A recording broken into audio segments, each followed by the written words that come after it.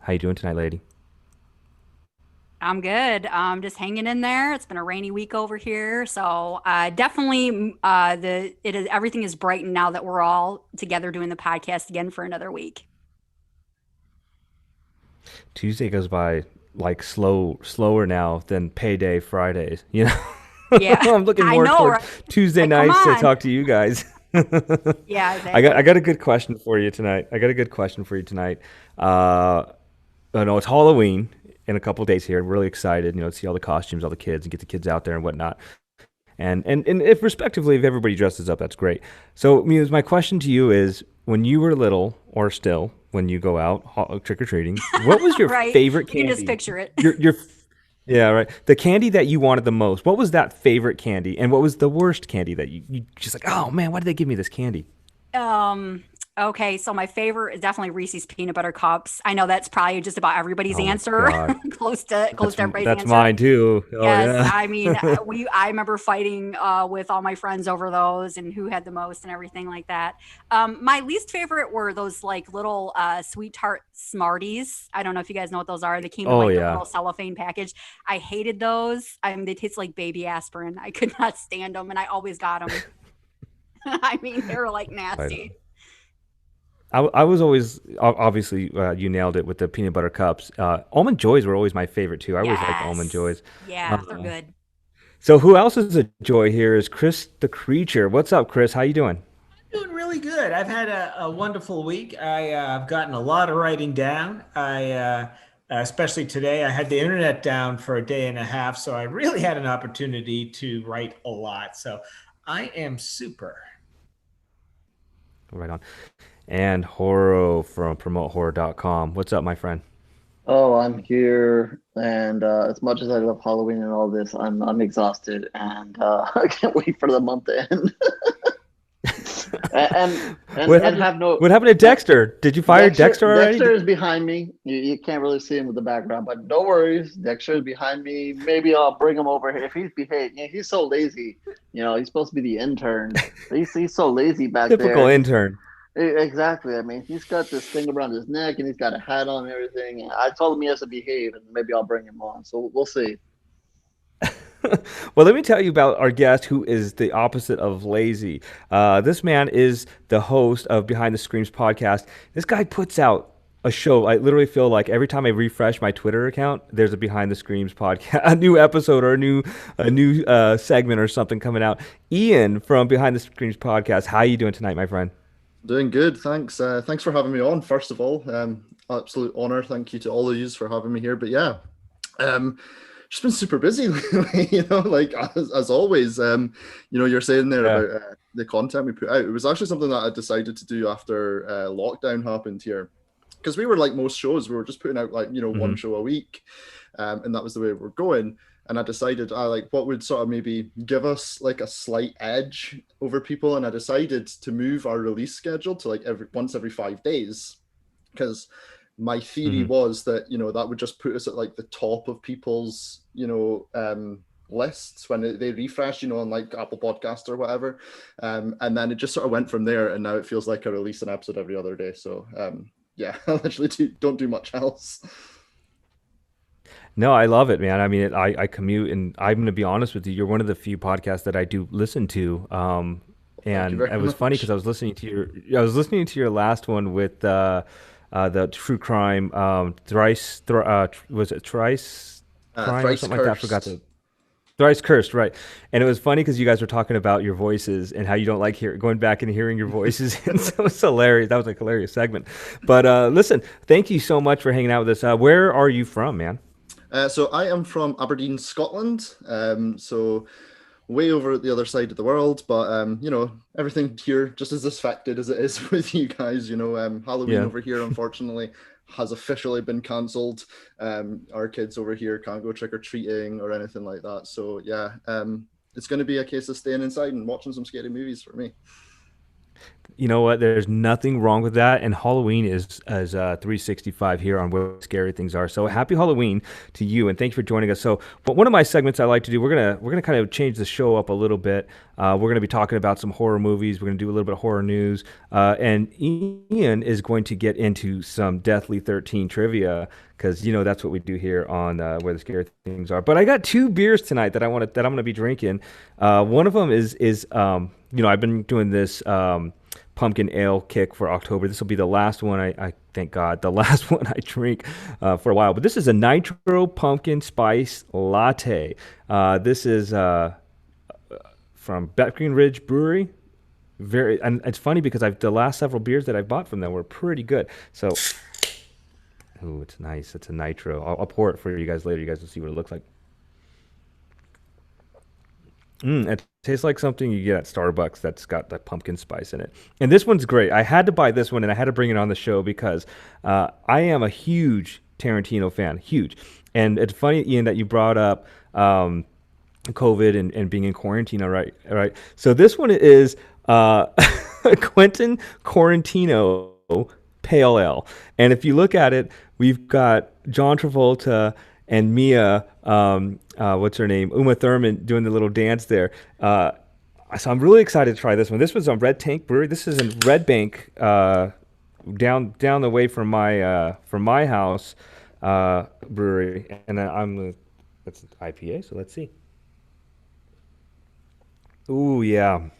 That is really, really. I actually like this better than the pumpkin spice. I might finish this beer first. So those are the two beers I'm drinking tonight. Quentin Quarantino Pale Ale from Red Tank Brewery in Red Bank, New Jersey, and we got Nitro Pumpkin Spice Latte from Breckenridge Brewery. Anyway, that's enough beer for right now. We're gonna get right in to what Ian's got going on with Behind the Screams podcast. I just want to give you a quick moment to talk about what it's about. Where can we find you on social media and what you got going on in the future here? Yeah, thanks. So as was said earlier, we are a horror podcast, so we break down mainly horror movies, but we occasionally do video games, with some novels. We've started moving into some TV shows as well, and we do some sort of special episodes as well where we break down top fives and a few other things. But yeah, so we break down. That's basically what we do. As I said earlier, our release schedule is insane. So normally at the moment we're releasing about 3 episodes a week. And you can find us anywhere. We're on all major podcasting platforms. So just go search for Behind the Screams podcast and you will find us.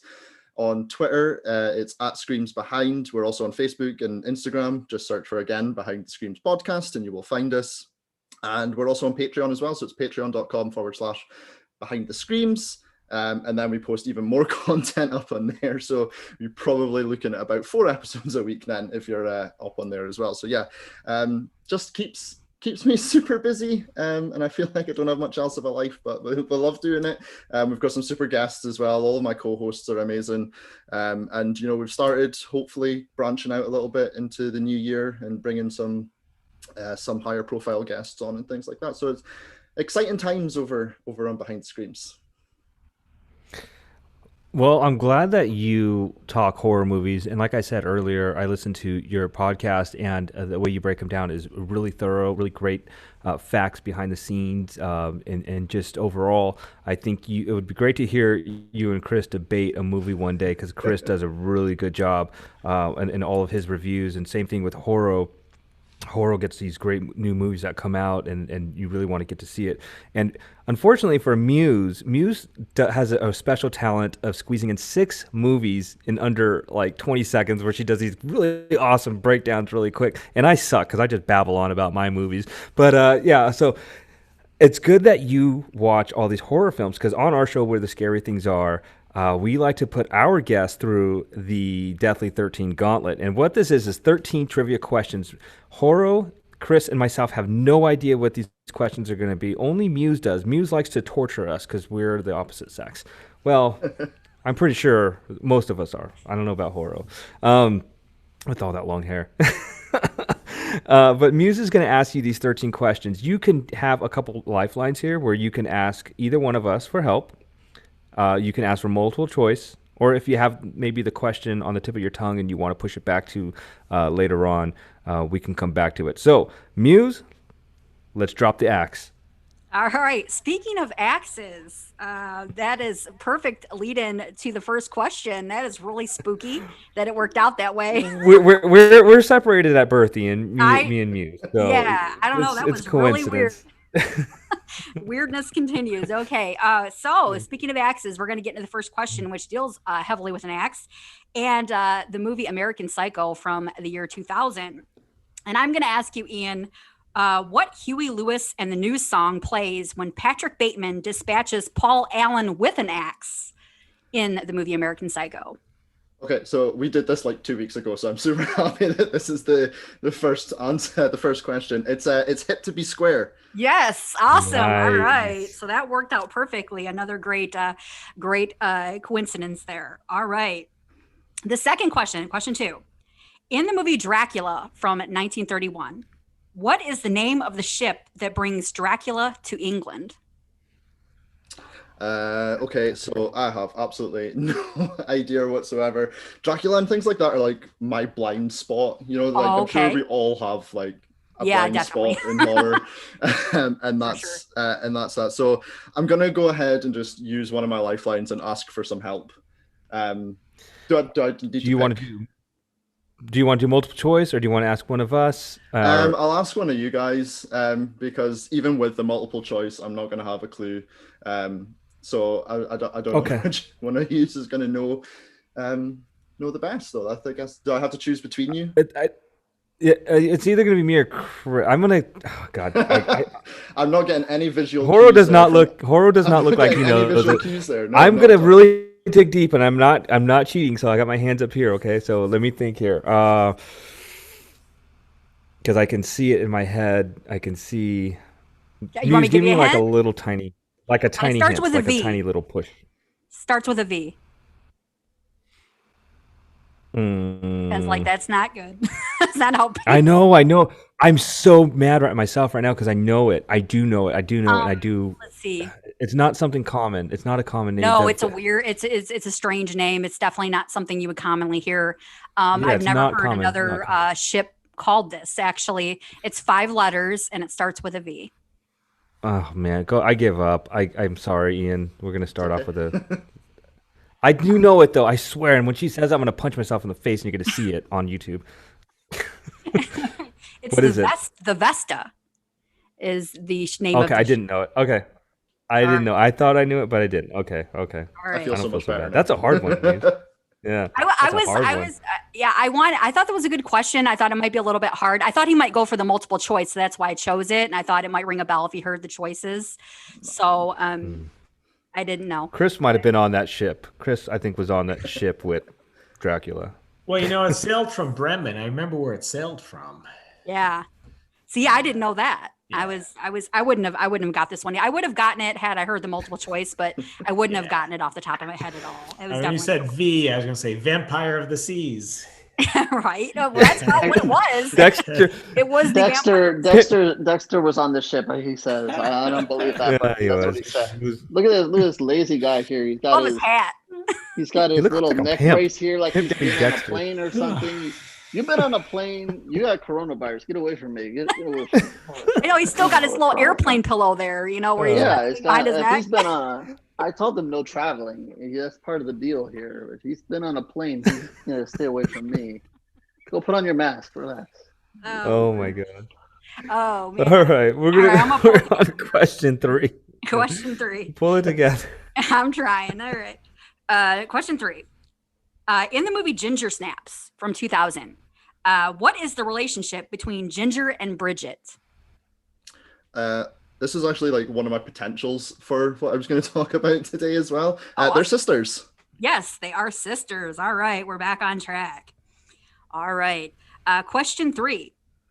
What is the name of the clairvoyant character that helps the Freeling family in the movie Poltergeist from 1982?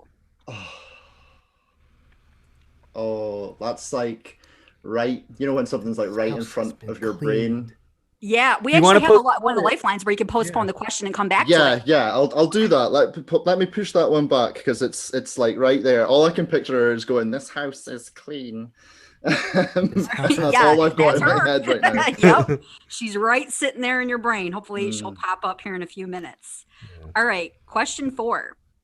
In Five. the movie, 5. In the movie Cabin in the Woods from 2012, how often must the ritual sacrifice be performed to appease the evil gods? Is it once a year? Yes, it Yeah. is annually. Yes. All right. All right. I knew you were going to know that one psychically. All right. Question 6.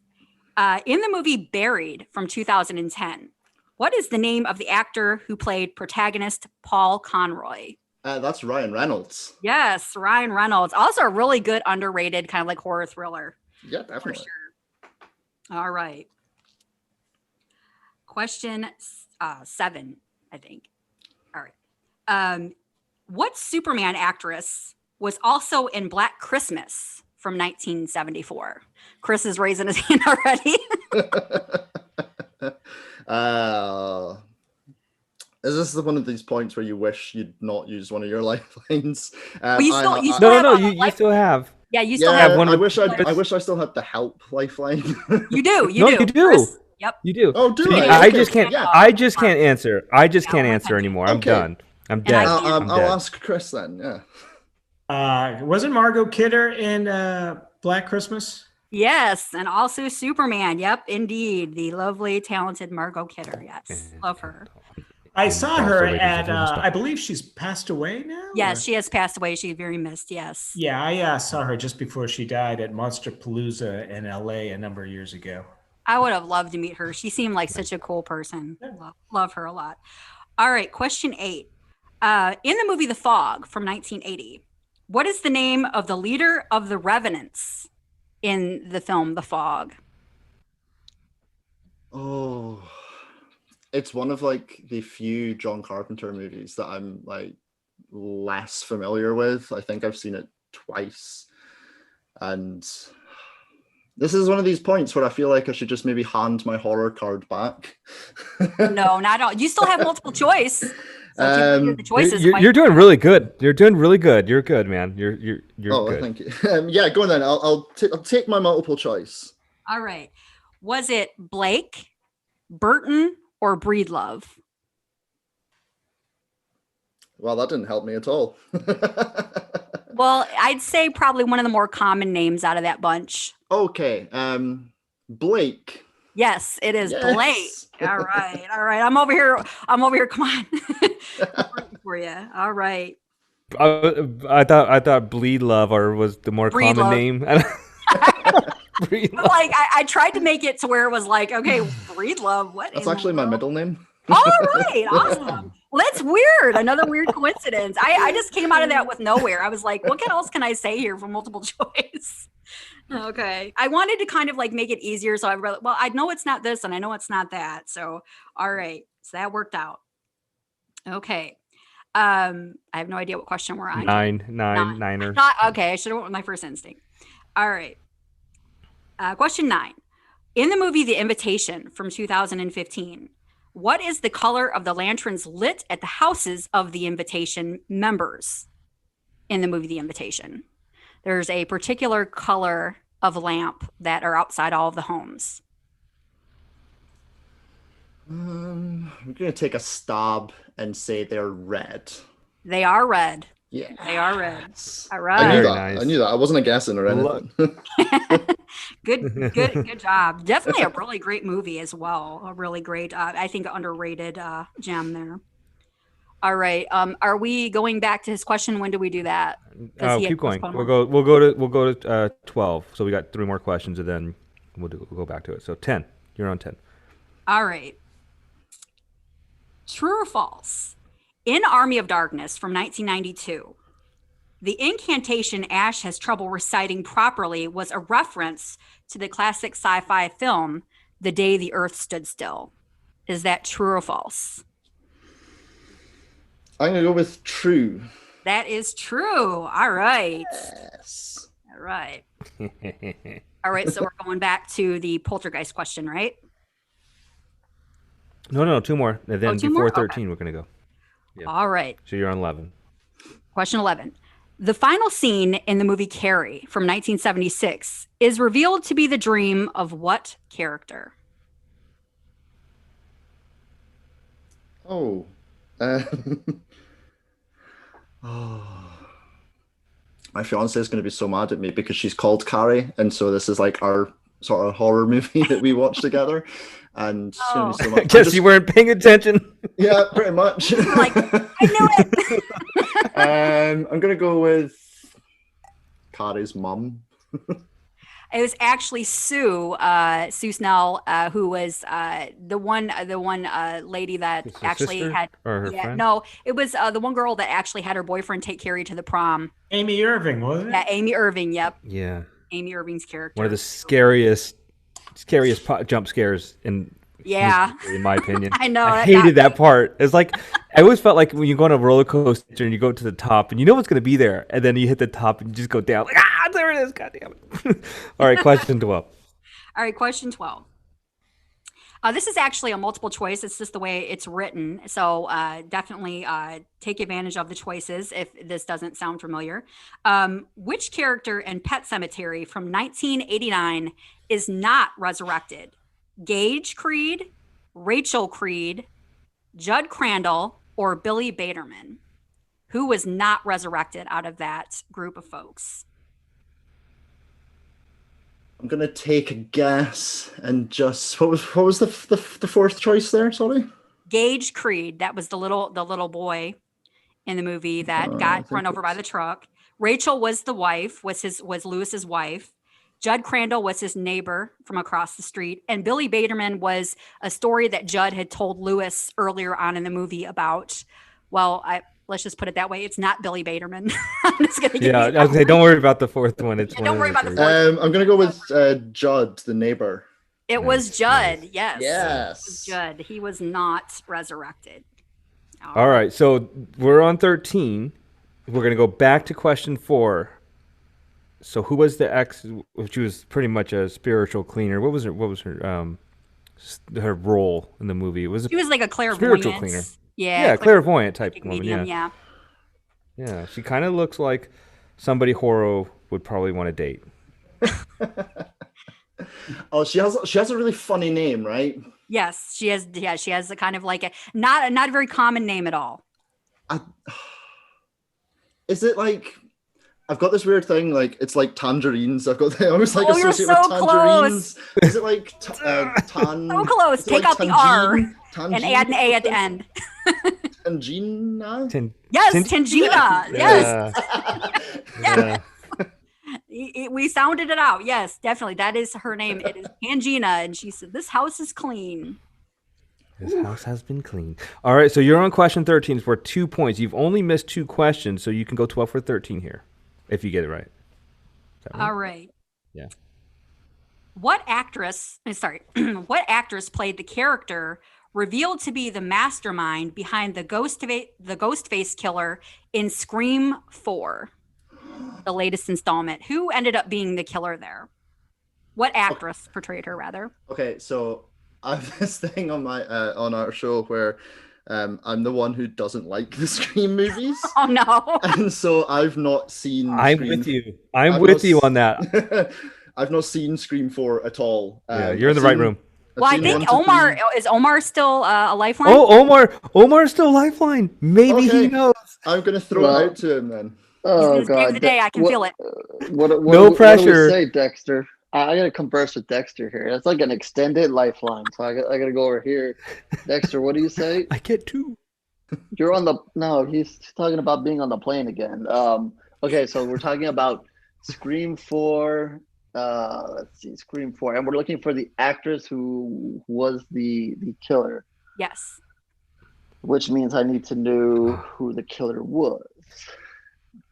I feel like I'm watching the Miami Dolphins. The It's Miami like 4th Dolphins and are- Well, I'm 1. gonna give you a hint. Slowly moving down the field as usual. Like slow, they need all 4 downs every time to get a first down, and then Yeah. get there. But wait, was it an interception? Oh, there's a penalty on the play, so we get to continue on. Pass interference. She's Yeah. related to Sydney's character, remember, in this one. Use the force. Using the force. Okay. An actress. She was Trying to go also through the in notes. I think a couple seasons of American Horror Story as well. Oh, she was. Yes. Okay. Well, it's not Emma Roberts, but isn't there another Roberts in that movie? No. I would go with that. No. Go with that. Yeah. Emma Roberts. It is Emma Roberts. Well, Yeah, she plays. Yeah, there we go. Yes. All right. All right. Well, with Pull it out a the little bit of same. help, Ian goes. Yeah, even Ian goes 12 for 13. Not bad. Not a bad day at the office, my friend. You know your horror, and apparently we kind of do too. Yeah, for sure. Good job with the questions, Muse. Yeah, Ian, thank you so much for entertaining us with the Deathly 13. So at this point, I'm going to hand it right on over to Horo, and we're going to jump into some horror news with PromoteHorror.com. Awesome. All right. So here we go with the news. What? Oh, Dexter, you want to interrupt again? Okay, Dexter has to interrupt again. He wants to go first. So I'm going to scoot back here because he's got some important news. He says he wants everybody to check out the new Saved by the Bell trailer that just dropped. Yes. Dexter, that is not horror. Go back over here. That is terrible. I mean, give me a break. I don't know. You were vacationing somewhere. I don't know where you were vacationing. I mean, that might be horror for some people, but I don't know. But it is a remake, and I usually talk remake, so I guess that's where you got confused. So we'll give you a pass there, Dexter. Holy cow! Well, anyway, we're gonna get to other remake news because there's actually other remake news, and I guess a new Children of the Corn movie, which has been in development, kind of snuck out there, was actually released in 2 Florida theaters. Go figure. I didn't even know. Yeah, so 2 Florida theaters actually showed the new Children of the Corn movie. So that's kind of surprising. I didn't know that it was ready to be released, nor do I believe that we should get another Children of the Corn. I mean, they only made like 1 million of these, and a whole bunch that were on Sci-Fi that just were, let's say, subpar. I don't know. But anyway, a friend of Chris, Daniel Harris, will actually be behind the camera directing a new film called Sequel. And I guess this is going to have maybe I don't know if it's going to be completely female cast, but a largely female cast. I guess it's going to take a look at another poke at the Final Girl. You know, a lot of people are going back these days and doing their own version of the Final Girl and kind of exploring that. So I guess she's going to be directing that as well. So that's something to look forward to. Another thing to look forward to is Shutterfest. Yes, they just announced that they are going to give us something else to do on Halloween. So if your Halloween schedule is light, or you're looking for something to do, you have no idea what you're going to do because what else is there to do? Shutterfest is coming. You actually have to go to Shutterfest.com. This is not actually on Shutter, or at least I don't believe so. My understanding is, and I guess they're gonna have panels and conversations with certain actors. I believe Tony Todd's brought back for one, and maybe Robert Englund, some other familiar names, and then I guess they're going to show some movies as well. And I guess they have a surprise movie, which is going to be a Shutter original that they're going to show, so they haven't announced. So that's fun. So Shutter continues to be awesome. Everybody needs to have Shutter or be involved with Shutter in some way, somehow. And I'll get to some of the November Shutter releases here in a moment. But another thing that we all like here is shark movies. And it looks like there's going to be another one called Jet Ski. And so this one, I guess, is about some, young people again. They go out, they screw up their jet skis, they get stuck out there, and of course, there's sharks. Because, like me and you say, just don't go out there. Like, what are you doing? Nothing good is going to happen. Stay out of the water. Going out on jet skis way out from the, it's not happening. So, yeah, that's going to end badly. And another shark movie that's going to end badly is Meg 2. I guess they're going to do a second part. I believe Jason Statham is going to be back in some form. They weren't very clear on if he's going to have a role either on camera or maybe behind the scenes, but it looks like that will be coming back at some point. So, we'll see. They're making a lot of these movie announcements, but with the virus still going around, I just don't know, what to expect or when to expect these things. I know they have all high hopes of coming back, but we'll see. Which is, kind of to get to a side thing here, it's kind of weird that some shows, I don't know if you guys watch, how much you guys watch regular TV, but some shows have been coming back recently and having premieres and so forth. And I'm like, well, didn't things get shut down? How the hell are these shows ready to go and everything? Like, what is happening? I think there's some funny business going on there, because I thought we were going to be stuck in rerun land for forever here, but apparently they found a way to make some of these shows, and some of them have returned. And I'm not really talking about any of the horror shows. Well, besides The Walking Dead, which I know nobody watches except for me. They're the only ones who've kind of found a way to come on. And still waiting for American Horror Story. Supernatural at least found a way to wrap it up. But yeah, there's some others that we're waiting on. But let's jump back into the news. Getting away here. Chilling Adventures of Sabrina. They announced that will end their last season. I believe it's their fourth. Will start on December 31st, and that is on Netflix, and that'll be the end of that. I kind of had an interest. I was going to watch it, never did. Maybe if it stays on Netflix long enough and I'm bored, I will catch it. I don't know. No offense to Sabrina or anything like that, but just haven't seen it. Tim Burton, he wants to bring back the Addams Family. This goes back to Chris's days. I think he made guest starred on the show, the original, that is, way back in the day. So he wants to bring back a live action. He was cousin it. He was cousin it with all the hair. Well, maybe I can. I like Cousin Ed. Hey, maybe I'm in the running for Cousin Ed. You're right. I got my co-host confused. He was the hand. It was just his hand walking around. Yeah. Now I'm going to call up Tim. I mean, maybe I can be on. I mean, if the coronavirus continues like they say, my hair will be definitely ready for that. They want to have no special effects there needed. We can save on the budget. That'll be my pitch. Let's see. M. Night is going back to bringing us The Servant. This will be season 2. Don't know how many people saw this. This was on Apple TV. I think we've kind of made it clear what we subscribe to here and what we don't. And Apple TV is not one of those things. So I have not seen it, but I guess there will be a season 2. And I guess they're looking for that hopefully in January. Like I said before, Shudder, I just give you the November releases, or at least their important new films. Blood Vessel, Lingering, Leap of Faith, and Porno. And no, when I say porno, this is an actual horror movie. This is not, funny business here that you dirty mind people are thinking. I've actually seen it. I saw it at a festival, I think last year. So, like Shudder continues to do, they continue to bring festival films there as well. And let's see. One of the films that I recommended last week is called Bloody Hell. And I got to see that as part of the festival, continuing to speak about festival. And today they dropped a new poster, and they announced that will come out on January 14th. So it's definitely a film I recommend. Maybe we'll see them here on the show at some point. Maybe if everything goes as well. But it's a movie I recommend. Fun movie, got plenty of blood and guts and all kinds of stuff like that. But look for that coming up in January.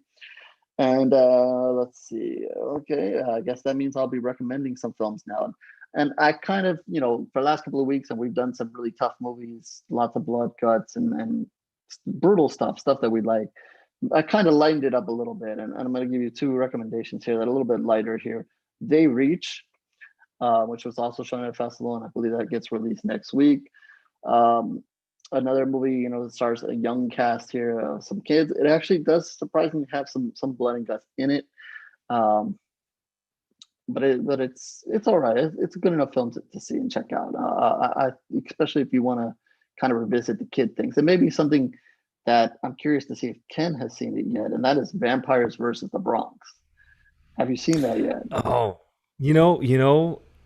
I've heard so much, but I have not seen it. But what I do is I space out I don't have a lot of time on my hands to watch movies, so I always save the one movie I get to watch per week for the show. And I was thinking, I'm hoping I can get these guys on the show. So it is in my queue, and I am working on something. Maybe they'll come on the show. I don't know. Okay. But yes, it is on my docket because I'm all about that East Coast life, baby. See, I know these things. I discussed it with Dexter, and Dexter was like, yeah, he probably knows about it. Yeah, and I'm like, yep, so I went ahead and took the liberties of watching it, and yeah, it was a fun movie. Again, something different, not heavy on the blood and guts. There was a little bit, but definitely something different, and definitely focused on kids. And I will finish it off with my movie. We don't have to wait much longer. November 6th, The Dark, the Wicked will be out for everybody to see and everybody to witness how crazy this movie is. And all I can say is see it, see it, see it, see it, see it. And if you hated it, you can come and have a conversation with me. Well, listen, I don't want to be. I hate doing this. I hate it. But we will have the main actor on the show next week, and that will be our guest. And I am so excited for it. Yeah. Yes, Thank you, see. Horo, for such an awesome rundown, man. And I know that you've been praising this movie, and that's pretty much why I went after this one. So yeah, that'll be our next show is The Dark and the Wicked. All right, so what we're going to do now is we're going to go through, and it is Halloween time, and obviously this is what our holiday as horror fans, you know, and we love our horror movies. We watch horror movies every day of the week, especially horror, sometimes 4 or 5 movies a day, and Chris as well, and you write about them, and you guys talk about them. Ian, you're doing your podcast, so you have to know about them, and Muse and I that's how we met. The show became through horror movies, but we get to celebrate it on this one day, Halloween. So we're going to go through and we're going to suggest our favorite horror movies and must-watch horror movies for the holiday, or for Halloween. So we're going to jump off with Chris. Take it away, buddy. Yeah, I got a list of about 5 movies I want to throw at you. If you heard me on my first appearance on the show, you might be able to guess what those 5 movies are. First of all, the best movie ever made in the world, actually the second best movie ever made in the world, is Creature from the Black Lagoon, 1950s movie. That is why, just so everybody knows, that's why I call Chris the Creature. And when he does his theme, he has the Creature theme music. I met Julie Adams just a few years before she died. It was the thrill of my life. I got her autograph a couple of times, and I tell you, that white bathing suit. We can look at Creature from the Black Lagoon. We can play it for the whole family, even little kids, because it succeeds on so many levels. Even though kids can understand it and understand the horror, the creature versus the good guys, there's also a bit of eroticism in it, which the kids don't get. And the parents do. So you can enjoy it on many more levels, but certainly we wonder even today, what was the creature going to do with Julie Adams? It sought her the whole movie. It gets her. For what? I mean, well, use your imagination. If you're a fan of Roger Corman movies, you can guess. And that's part of the horror for adults, is what would have happened if the creature succeeded. Very horrific for Julie Adams. Of course, it's a 1950s movie. Roger Corman I don't believe, started making movies yet. But certainly when he saw this movie, he said, I'm going to make this movie someday. And he answered the question in Humanoids from the Deep. But if you get a chance to see that Henry Mancini score is wonderful. It's a classic movie. It's iconic as far as the creature goes. The sequels, I even like the sequels, but we won't talk about the sequels. Now, the greatest movie ever made is Crocodile 2 Death Swamp. And I know I'm the only one here who has seen it. I don't know why I'm the only one here who has seen it. I've extolled the virtues of this movie several times, but if you know anything about me, you know my second love is exploitation movies. And if you know my next book is coming out is a exploitation movie about a stewardess. It's called Patricia M. The Perils of a Sultry Stewardess. The Patricia M. character is based on the main character. Well, actually, the Patricia M. character is based on a real person. I had to get her permission to use her, and she gave it to me. But it was inspired by this movie where you have Heidi Lennart as this beautiful stewardess. They go on an airplane. The airplane is hijacked by a sadistic rock band that says the F word a lot. The plane crashes, and the only people that survive are a few passengers, a few stewardesses, and the rock band. The rock band executes all the stewardesses except for Mia, Heidi Lennart, and Mia has got to battle the sadistic rock band and their machine guns, and also a 20-foot alligator. They'll kill a 20-foot alligator, not realizing, just like the Meg, there's also a 50-foot alligator right behind it. Beautiful movie. We need more movies about beautiful stewardesses trudging through the swamp, killing monsters. We don't have enough of those. But to round my list off, Frankenstein and The Bride of Frankenstein. Look at that as one movie. The Bride of Frankenstein might be the best sequel ever made, and it might be. I think it's better than the original. But if you look at the movie as the two movies as one, I think you're better off. Most of the famous Frankenstein scenes you see in The Bride of Frankenstein. And slasher fans, my favorite slasher film of all time, just above The Prowler, is Lear's and The Burning. And if you've seen Cropsy and The Burning, The Hedge Clipper Killer, it is a wonderful movie. And know this, you're going to see a lot of names in that movie that were not famous yet, but a couple of years after, they were household names. I think The Burning's from 81, maybe 82, but I think it's from 81. So there's my recommendation. You'll definitely find Creature from the Black Lagoon on TMC. Buy the DVD of Crocodile 2, Death Swamp, and it will be your favorite movie too.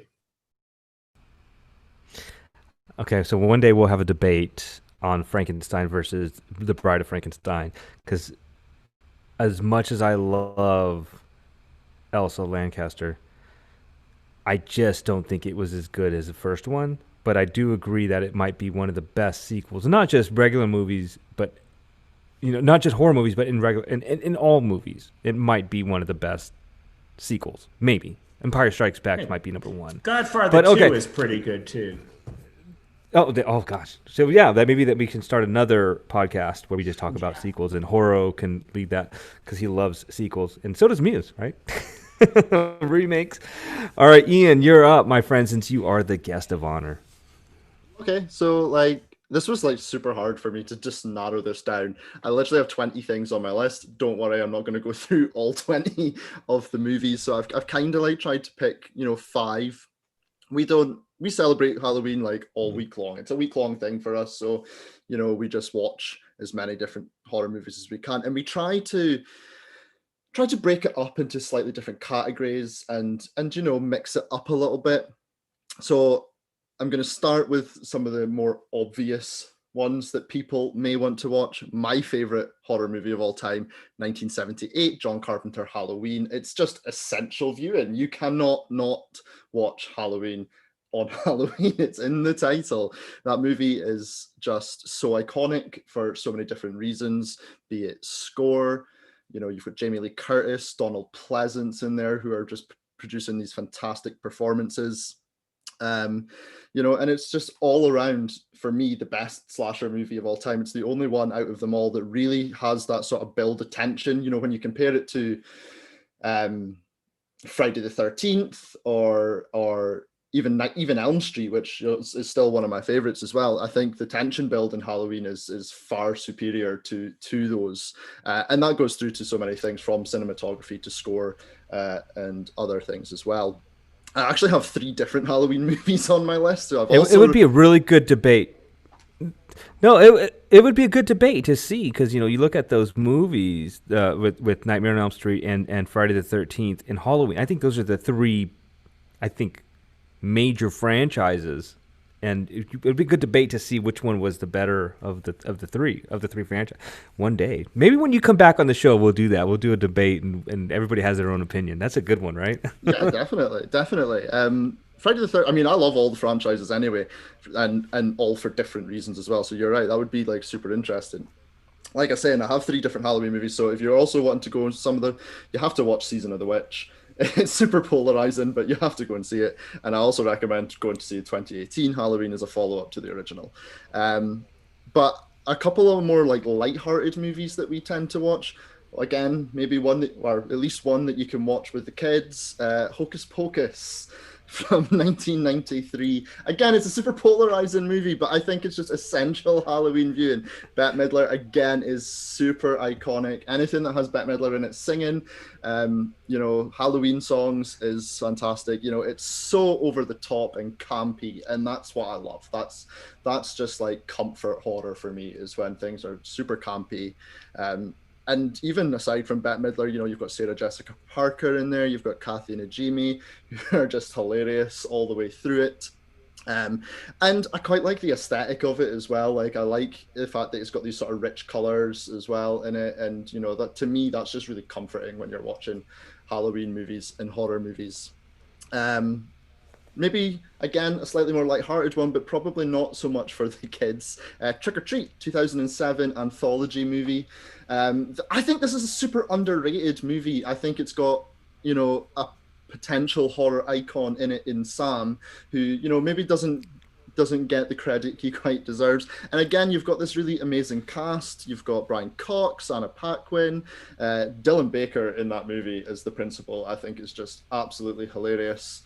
His sort of little skit with his son and, trying to hide the dead body and things like that, for me is just, it's super comedic, and I really like the way, everything sort of ties in with one another. So many times when you're watching an anthology movie, you get the sort of one tie-in, but in this one, you're constantly looking about in the background and you're seeing the different characters from the different, stories that are being told. And I think it all ties together really, really well. So for me, that's essential Halloween viewing. The last one on my list is a slightly more modern one, 2016 low budget. Everyone probably knows it, Terrifier. Directed by Damien Leone, David Howard Thornton, again with another future horror icon on Art the Clown. This one, is very much for those who just love that sort of classic slasher. It's not particularly heavy on plot. The plot isn't like what you're going to watch this movie for. You're also, this isn't a perfect movie, but God damn it, do I love Art the Clown. He is equal parts hilarious, equal parts terrifying, all at the same time. I cannot wait for Terrifier 2, which I think is now coming out next year. Like I say, for the budget, I think the gore effects in it are really, really solid. And it's just got some good scares. If you're scared of clowns, like don't go and watch this movie. Like, this will give you serious anxiety attacks and panic attacks. Art the Clown is absolutely terrifying. So yeah, I would go with that as probably would be sort of my main ones this year, because it does mix up a little bit every year. I throw in some of the other classics in there. I don't want to spoil anyone else's list, but things like Dream Warriors and The Thing and Alien and all the sort of big ones, like, they're always up there as well. It's funny that you mentioned two of them that I was playing around with on my list. Was Terrifier, for sure. Terrifier is one of my.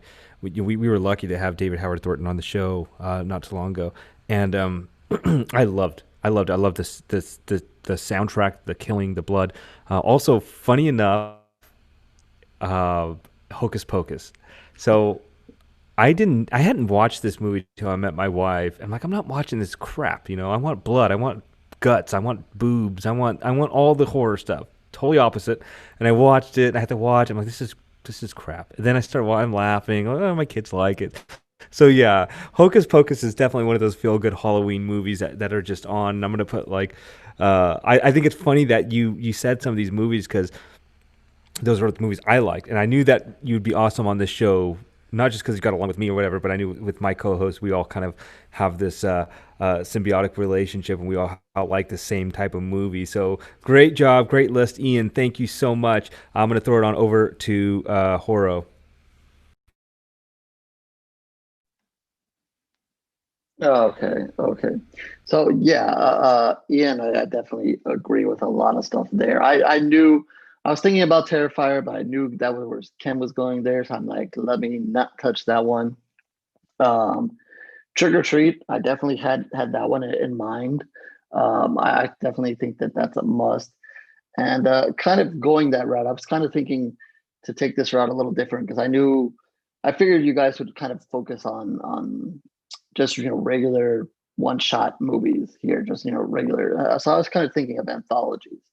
So obviously, I think for this time, Uh, Obviously, Trick or Treat is the one to go to. Um, Really unexplainable why they haven't done a second part. I mean, just Sam is even giving Sam his own movie. I mean, how it hasn't happened to this point, I don't know. But I thought maybe somebody would mention that, so I came up with a backup, and this might be the closest thing you find to a sequel of that movie, and that's Tales of Halloween, and that was in 2015. Um, they actually did 10 movies, 10 shorts, and that one, a very similar themed, just short, squeeze in different tales, all kinds of different stuff, some really weird stuff. I'm not going to say every one of them was an awesome story, but I think there's enough there. It obviously got Halloween in the title. I know the one that they kick off with something to do with the candy, the kids with the candy, which was pretty fun. They have a really weird one with an alien later on. I think there's a Friday the 31st kind of one as well. I don't even know if that's the same one that I was thinking about. But I think there's enough there with 10 Tales that you can at least like maybe half of them, to say at least. And I guess, and it will probably be the closest thing that you can kind of find to a Trick or Treat, which is kind of unfortunate. But, there's some other good anthologies we've mentioned on the show. I think we covered Southbound. Did we not cover Southbound at one point? We might have, or I mentioned it somewhere along the line.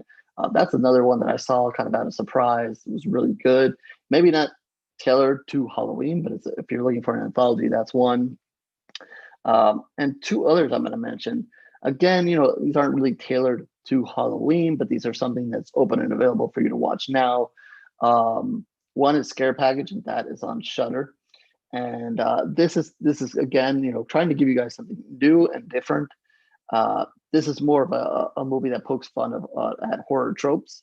So, is it a great Halloween movie? I don't know. I mean, if you can kind of take it and roll with it, and you kind of like that kind of humor and can be okay with watching horror that kind of pokes fun at itself. Again, whether it's appropriate for Halloween or not, that's up to you to decide. But if you're looking for something that's made up of a very good wraparound story, I really like the wraparound story, and it's kind of almost a throwback or wraparound story. And you get a special appearance by a horror icon in there. If you haven't seen it, you're not familiar with it, I'm not going to mention it, but that person makes an appearance in the film. So I thought it was really funny, definitely worth watching. Again, with an anthology, you may not like every single one, but there's enough there to like. And another one fresh on Shudder, which I've talked about in the past too, is the Mortuary Collection. This one is starring Clancy Brown, who does a tremendous job. I just absolutely loved his character in this movie. He's obviously running the mortuary here, and a young girl comes in and causes some chaos. They end up exchanging stories. Again, these stories kind of build. Again, there's not as many. I think there's 3 or 4, including the wraparound story. But I think there's enough here to like. So this is, again, just kind of giving you anthologies here, something different. And obviously, if you have Shudder, these two are available to watch. And one that is not an anthology, but I thought of as we were talking here, and it's, I believe, still on Shudder. So yeah, Shudder needs to hire me. I don't know, or give the show some money or something. I don't know, but it's Haunt. I know Muse saw it. It is a really good. I mean, if you want a Halloween movie, this is it. And it's a new movie released last year. If you haven't seen it yet, a bunch of kids go to a haunted house, and obviously a lot of bad things happen. We discussed it. We had Damien Moffat on. We discussed it with him. He's in the movie as well. You know him also from The Strangers Part 2 and a lot of other things. So this is a really good new horror film that if you guys haven't seen, it's available to watch. And if you kind of like something that's more of the classic slasher and kind of jump scares and blood and guts kind of thing, I definitely recommend that. So maybe not my favorites overall. I know some of you guys mentioned your favorites overall, but I think these are some films that kind of fit the theme and kind of go a different route and that are available to see right now. That's a great list, man. I don't even know where to begin. And I'm glad because, between all of us, it's 15 films thus far. And now we're going to go into Muse. And I kind of staggered this out because I wanted to see what Muse had. And I wanted to go last because my list keeps changing. It's funny. Mine too. So Muse, yeah, let's see what you got. Let's see what you got for in other Halloween words, recommendations. You're cheating. You're cheating over there. You're I'm cheating, not. changing your I've only list. had to change two. I've changed mine to 3. I've only had to change two. And it's because Ian jammed me up here with his Scottish accent. So All right. So I kind of look at it like it's kind of a good thing because we're all kind of like on the same page. We all have really excellent taste in horror movies. I've loved all of your guys' choices. They were a few of mine. Trick or Treat, especially from 2007, was definitely top of my list. I love that Horror went with anthologies because I have such a soft spot for them, and I have a few on here as well. So I'm just going to start out. All of my movies surround the holiday. I thought I would go with keeping each movie that happens. Each one of these movies happens on Halloween. wait. Before you go, Okay. before you start going, Uh-oh. I Don't you dare bet you steal that one of you my and I- choices right now. No. I'm just gonna tell you right now. I bet you that you and I have at least one of the same movies on here. At But I'm least, curious, yeah, if not and the I'm whole gonna list. jump right in when you say it. All right, go ahead, go. Okay. All right. So Ian had mentioned Terrifier. So I thought All Hallows Eve, which is a really great anthology that it's their very first look at Art the Clown as well. And it is an anthology on top of everything else, which makes it even more glorious. I'm a huge fan of Terrifier too. It's a little bit of a different spin. If you've seen All Hallows Eve, Terrifier kind of like goes more into art and what he's up to on a nightly basis. Terrifier is just basic. I'm not Terrifier, but All Hallows Eve is 3 stories. It's an anthology. And it centers around a young woman who's babysitting, and they're back in. She's brought the kids back in from trick or treating. They discover a videotape, like this really weird, creepy thing to have in your Halloween trick or treat bag. I think it would be cool because I miss the VHS days, but God knows what's on it, and that's what she's afraid of. And of course, the kids talk her into letting them watch the first story, which is each one of these stories has a lot of great camp in it as well, which I really loved. I'm with Ian. I love a lot of camp in my horror. It's a lot of fun. This one is excellent. And if you're somebody that's afraid of clowns, this is going to really get underneath your skin, just like Terrifier will. And I believe Art the Clown is portrayed by a different gentleman in the All Hallows Eve movie. And I think there's a sequel as well. I can't remember it too well, but it's another anthology. But I would definitely recommend All Hallows Eve from 2013. Just because it's the origins of Art the Clown. We definitely need to kind of like go back and just kind of see how everything started there. I think it's the first directorial debut by Damien Leone, which is also pretty excellent. And the stories are just a lot of fun. The wraparound story is in the last story, probably my favorites out of the bunch. The last story gets pretty brutal and gives us our longest look at Art and what was to come in Terrifier. So I definitely felt that it definitely gave us kind of like a little preview there. And Art the Clown is brilliant in this one as well. My second choice, I got about 4 or 5 here, is Night of the Demons. And I know Ken's probably, I don't know if he's jumping in. Almost. Okay.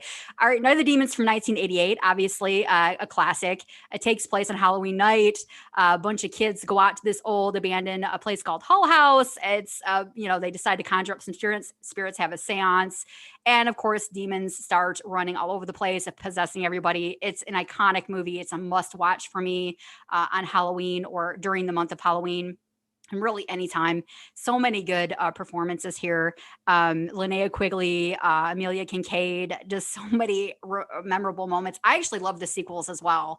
I'm a big sequel person. The sequels were a lot of fun as well. I know there may be kind of like a mixed opinion on that one, but I still loved them. The next movie, my third movie that takes place on Halloween is House of a Thousand Corpses.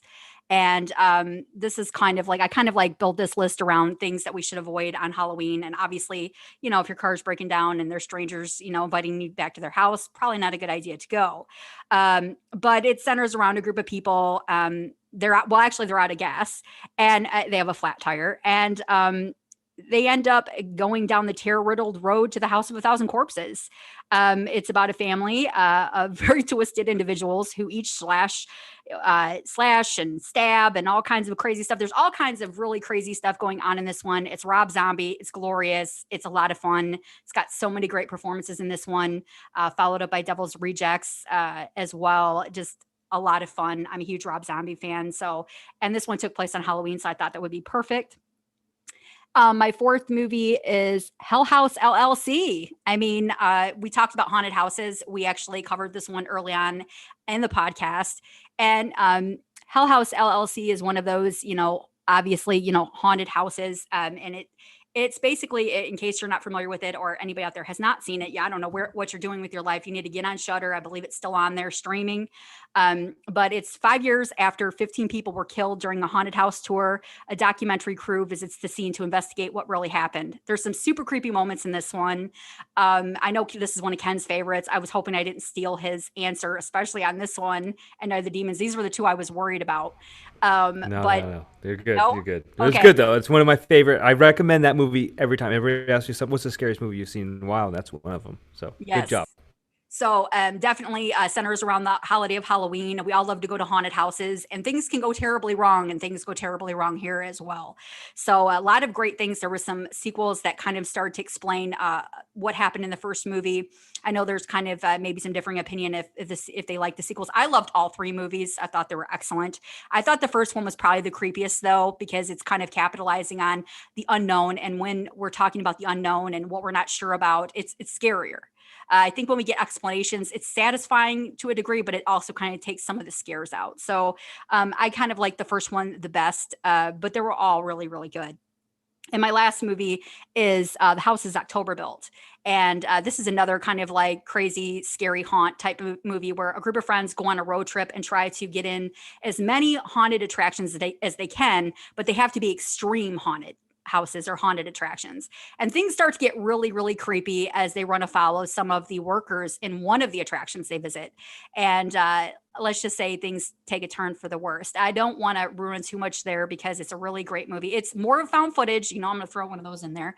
I know that that's kind of like one of those types of genres that some people love, some people hate. I love them, along with anthologies. But this is definitely one I would give a try to. They made a sequel, and I like the first one better. I thought the second one maybe went into a little too much of an explanation, kind of like killed some of the fear from the first one. But those are my choices. Definitely check those out. I think most of them are streaming on Tubi, the ones that I mentioned, Tubi TV or Shudder. So they're all available right now, especially during the season. So that's well done. I totally thought you were gonna get where I was going, but we're okay. Night of the choices. Night of the Demons crossed my path a few times, and I was really selective about my list. So we were close. We were close. Okay. So when I did my list, I was thinking about, I wanted to give a good mix of movies here. So I'll tell you which ones, Muse, I thought that you were going to put on here. So the first movie is one of my favorite. It's one of those controversial movies. Is it a horror movie? Is it a psychological thriller? What is it? It's The Cell. And this one is 2000 with Jennifer Lopez. I think this movie is brilliant. I think the visuals, the music, the acting, I think this movie is just so underrated. I always see people tweet like, oh, I just saw this movie, The Cell, blah, blah, blah. This movie's fucking rad. You got Jennifer Lopez, you got Vince Vaughn. They're trying to, they go into a mind of a young boy, and to a criminal who Vincent D'Onofrio is kidnapped this woman. They're trying to find her, and they find these clues, and it's very Salvador Dali-ish art world in this guy's mind, and the visuals are just simply stunning. It is one of these movies that if you have not watched The Cell, go and watch it. Oh my God, I love this movie so much. Please watch this movie. The next one, this was one I thought you were going to put on, Muse. Lost Boys. You got to watch The Lost Boys. I know that we just did. Yeah, we just watched it. Yeah, and it's just one of those movies that, it's, I think it's one of the best Twilight is the best vampire portrayal movie there is with Twilight. And I know Horror loves Twilight so much, and he loves Edward.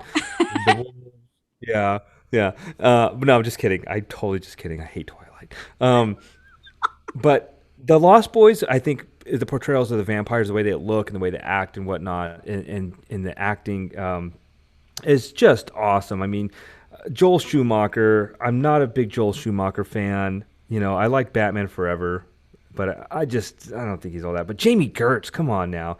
You She know, was awesome. Diane. Yes. Yeah, Diane Wiest as the mom. As the mom, you got the Coreys in there. Jason Patrick, the stud. Kiefer's in there. Alex Winter, you know him from Bill and Ted. Just all these brilliant actors that went in there, and these kids as teenagers are terrorizing the town. Uh, Loved this movie so much. Probably one of, if not the best soundtracks in all of movies. Love this movie. So that's one of my, not only one of my favorite horror movies, but probably one of my favorite Halloween movies to watch. The next one I had to go with one that kind of scared me, you know. I went with The Strangers of 2008, directed by our friend Brian Bertino, who one day we will have on the show, I promise you. And maybe it'd be on Horo's birthday next year. I'll give myself a year buffer zone to get him on the show, Horo. But yeah, you know, you're talking about Liv Tyler, who I'm not a big fan of. I think she's just like okay, but in this movie, she did awesome.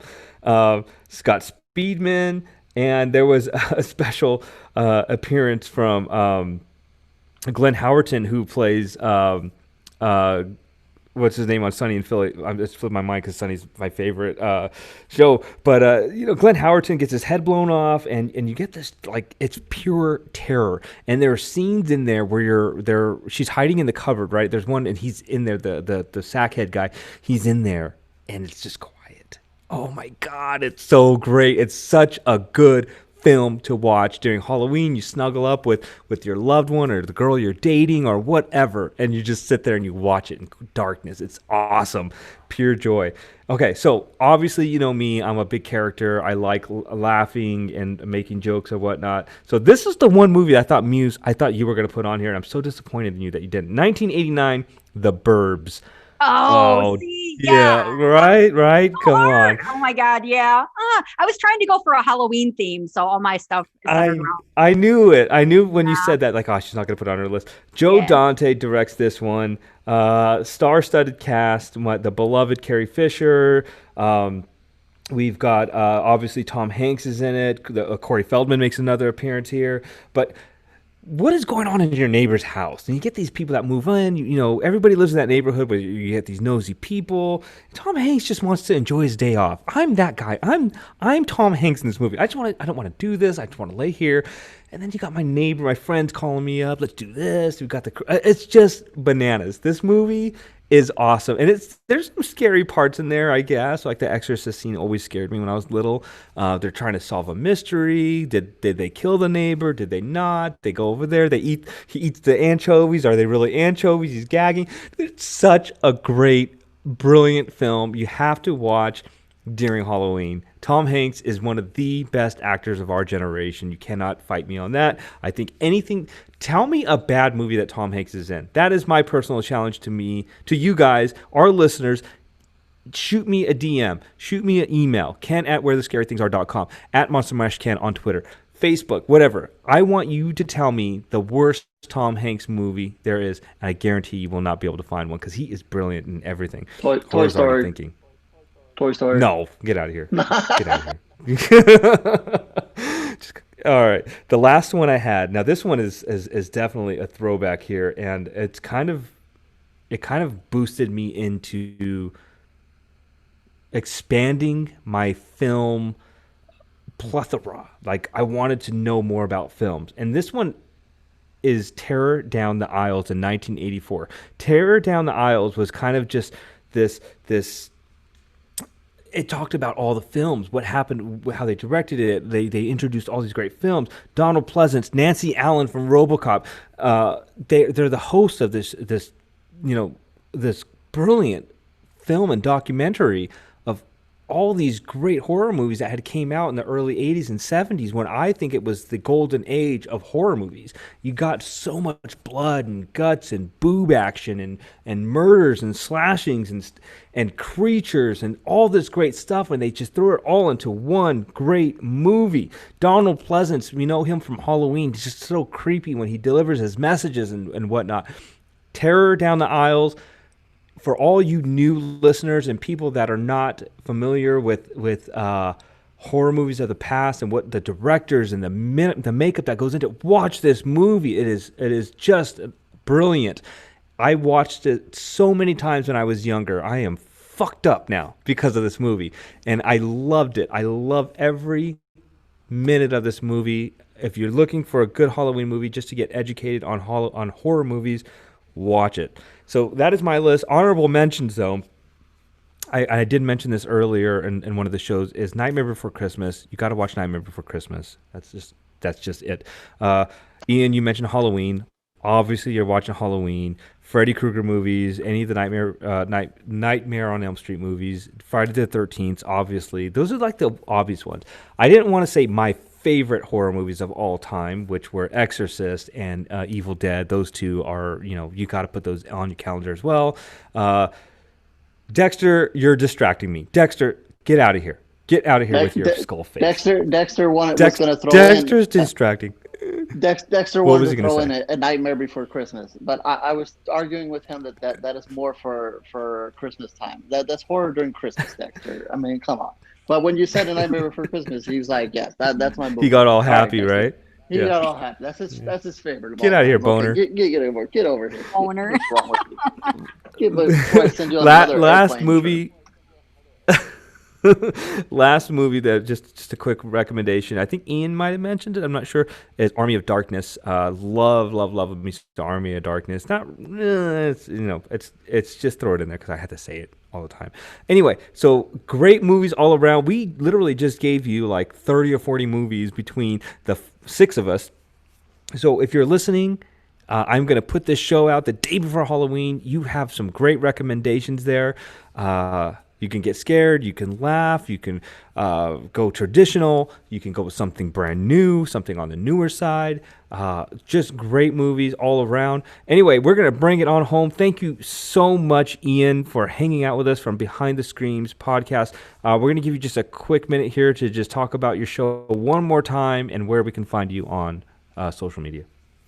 Yeah, awesome. Thank you very much. Once again, thanks you guys for having me. It was an absolute honor and have had so much fun, so thank you to you guys, and you guys are all welcome on Behind the Screams anytime. Just hit me up and we can get that sorted.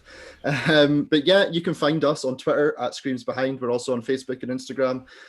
Just search for Behind the Screams podcast, you'll find us there. We are a horror movie review podcast, so we break down your favorite horror movies. We do some novels, we do some TV shows and video games as well, but mainly the horror movies.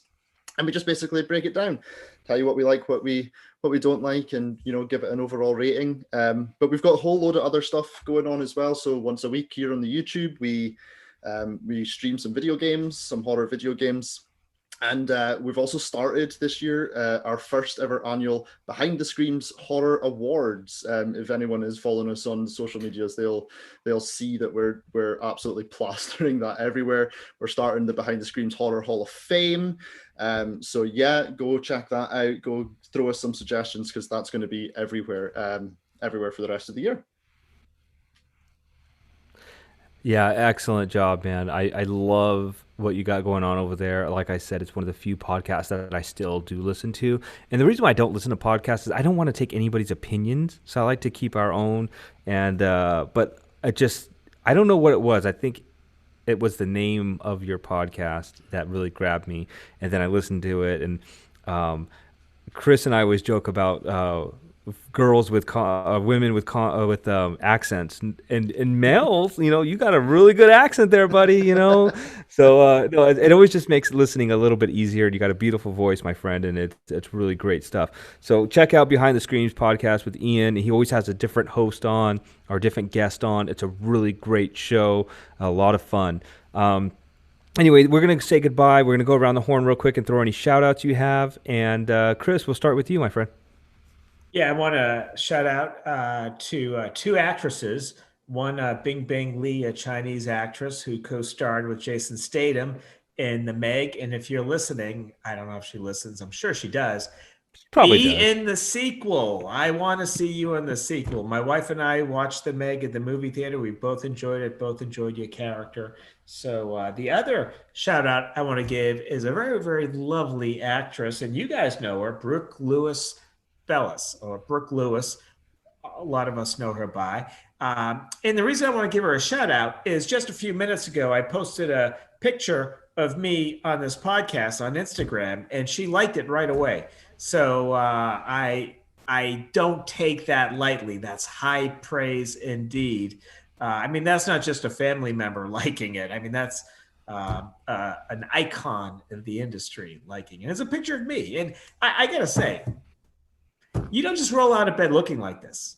You know, I take a lot of work on this appearance, and for a beautiful woman to notice it like that, my ego is inflated, and that's it for me.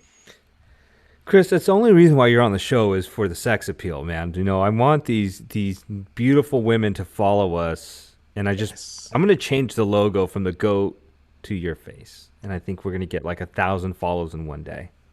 I think Oh, you're right. speaking of the GOAT, the greatest of all time, Horo, what do you got for us, my friend? Oh man, well that is tough to follow. But yeah, I don't have any women in particular to shout out to. But I'm going to shout out to two people who gave Promote Horror very nice compliments on Twitter the other day. I didn't ask for it; they just did it, so I really appreciate it. One is both these people are on Twitter, so definitely give them a follow. At Dead NSC Podcast and at Anthony, and I'm going to spell his last name Baamonde. Both of them have great Twitter followers, great accounts.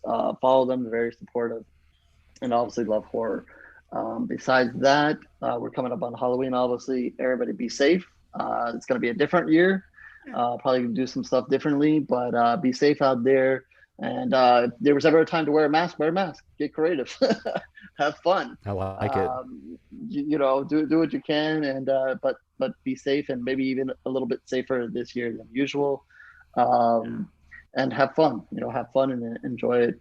And it's been an exhausting month for me, but it's all in fun and good, and spreading the horror.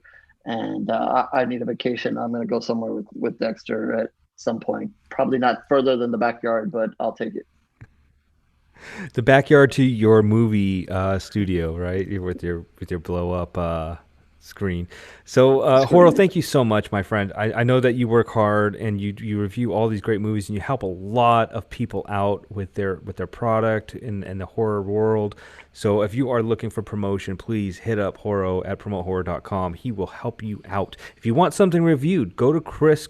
He will review it for you. He will do an awesome review. He actually reviewed our show with Muse and I, and that's how we got hooked up with Chris way back when, almost over a year ago now.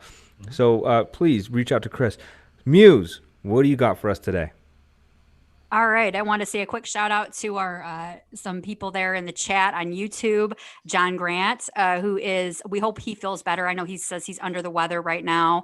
And everybody, I think he's coming down with something or other. I know the seasons are changing, so hope he feels better. And Woods Walker is also in the chat. Really enjoyed the episode as well. And I want to shout out a particular friend on Twitter named Van Morgan. And he's at VanMorg3. Yeah. And he tags me and Ken sometimes with some really cool, thought-provoking questions. He hit me up the other day talking about they need to make a movie about Church the Cat versus Rufus from Reanimator. And we just want to know why that movie hadn't been made yet. Also, he had a really cool observation about the Halloween movies with some of the paintings in Laurie Strode's room there, maybe getting a little deeper into some of the set, ideas and Easter eggs and things like that. So he always has like these really cool things that he brings up. And I just kind of wanted to shout him out because I really appreciate that. It's really cool. I'm so happy you brought that up and I forgot about it last week, but yes, Van, we got to have a discussion one day. and these brilliant ideas. Please keep tagging us in these ideas. It's really great. And I want to obviously shout out Behind the Screams podcast. Ian, thank you so much again. We hope to have you on again. And also I'm sorry, the Strange Society Podcast Network. We are all part of the same network. Follow the shows. Behind the Screams is one of them. So many great shows on there. Follow the shows. Listen to the shows. Ask questions. We want to hear from you. And as far as shout outs go, I got to say thanks to Isaac Thorne for doing our opening of the show. You can find him at isaacthorne.com. Also, I got to shout out Tessa Graves again. She's one of those fans that just, she tags us in these great things. She's got these I don't know what they're called, gifts or videos or whatever that she makes. It's really fun stuff. And the sawgrassfootpath.com. Check that out, please. You got to watch that. And one more shout out that we get out, and it's slipping my mind right now. Let me just look at real quick. Oh God, what's his name? When I do this on the fly, it's hard because we're Creepy Branson. Creepy Branson. He's got these really great short horror films. So at Creepy Branson, check that out. He's got a really cool YouTube channel, like 1 minute films that he always puts on, and it's really good stuff. Anyway.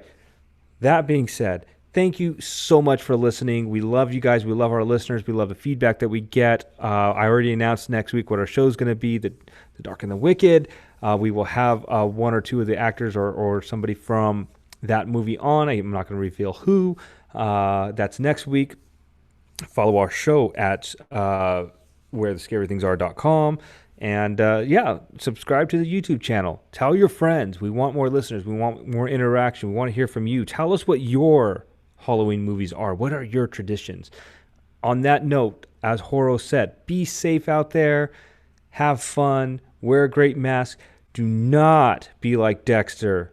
Do not end up a skeleton on Halloween night. I'm Monster Mash Ken on behalf of Where the Scary Things Are, Chris the Creature, Horo, and Muse, with our special guest, Ian from Behind the Screams podcast. Keep it scary, my friends. Happy Halloween. Till next time.